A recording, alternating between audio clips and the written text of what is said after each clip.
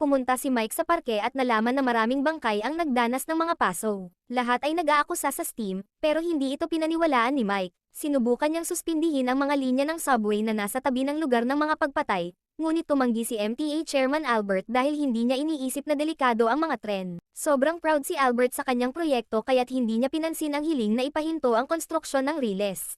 Dinala ang mga bangkay sa forensic medical para suriin.